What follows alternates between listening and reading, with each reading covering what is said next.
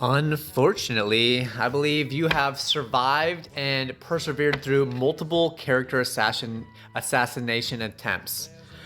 And I feel like this is the root cause of maybe why things are harder in your life than they should be, is that people spread lies about you. People try to manipulate people's perceptions of you, and it actually stems from a place of them projecting from feeling like you are better than them in some way.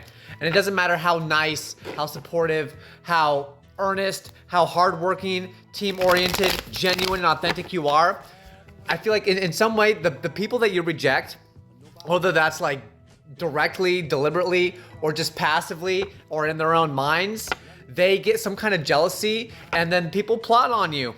But here's the thing, and then so you might have wondered why certain people haven't given you the chance that you deserved, or you've gotten the cold shoulder, or people have like ignored you randomly out of nowhere. And it's because people like to spread lies and rumors about you, but because it comes from a place of inferiority towards you.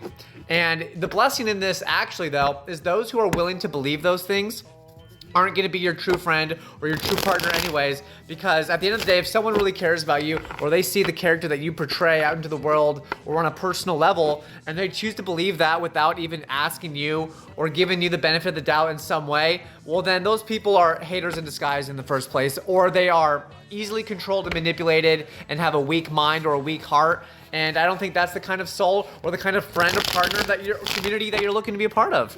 Right? But that's just the sad thing that's coming through today. But it actually, if you look at the silver lining here, it's because you're badass. It's because you're probably attractive, and attractiveness isn't always like in a physical expression of your aesthetic. It's the way that you carry yourself. It's your energy and your aura and your heart and ways that you contribute in ways that are like multifaceted, or, you know, bring value to the world or to partnerships and romantic relationships. And I feel like you've had to really push through like this theme in your life, and this is, I think, a theme that you've had to battle with. And there's a spiritual component here of where people, when they can't manipulate you or they can't own you, because I feel like people get a sense of ownership over you, like you belong to them, or they feel slighted when you stick up for yourself and you respect yourself, or you put distance between them and yourselves.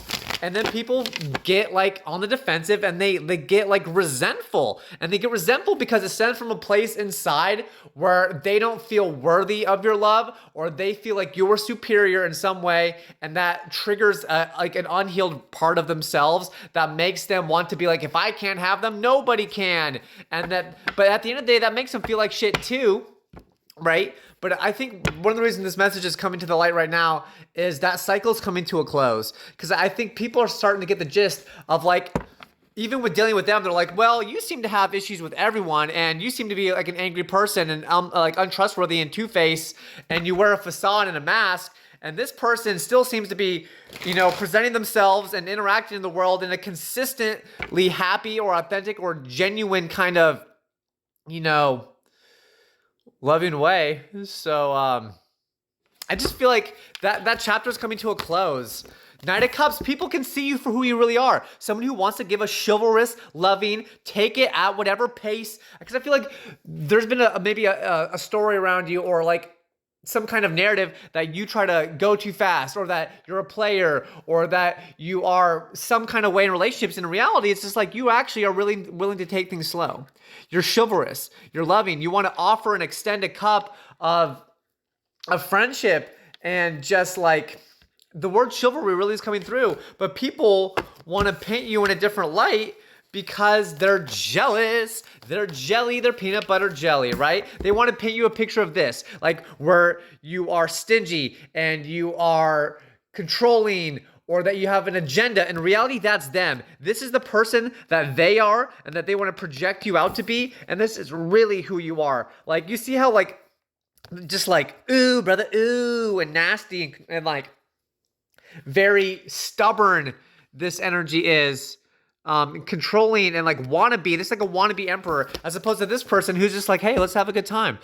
Hey, tell me about your interests. What are your hobbies? I like that too. This is creative and fun, explorative. This is stingy and controlling and refusing to let go, because people refuse to let go of your energy. And when you try and you go and you present your cup of love, or other people bring their cup of love to you, this person, these people, I feel like this is a theme in your life. It's not just one person. They get like that sense of ownership gets triggered, and it's a really toxic trait. But I feel like this is something that you're moving out of, because no matter if they try to flip your cup, no matter what, you have an overflowing cup that will arrive to you, or that will be accepted by you. And this is all in divine timing, and it's divinely orchestrated to find someone who's truly going to reciprocate and have the ability to have open and honest communication. Because if people aren't willing to communicate, say, hey, I heard this about you, or hey, this is what's being said about you, or things like that, or they're willing to believe stories and scripts that are meant to tear you down and sabotage and destroy your character with falsehoods and shady, like, fahizzle stick of fabled fantasy bullshit, well then, you know what? That's just God, that's just spirit getting those people out of the way, right? And because I feel like no matter what, they can attack and assassinate your character and who you are as a person all they want, but it'll never stick, because truth will always reign supreme. And I think time really has been like it will be serving justice in the situation, because their character will persist to be that manipulative oriented kind of processing, while you're consistently showing up as who you are every day, and that gets noticed. Love you.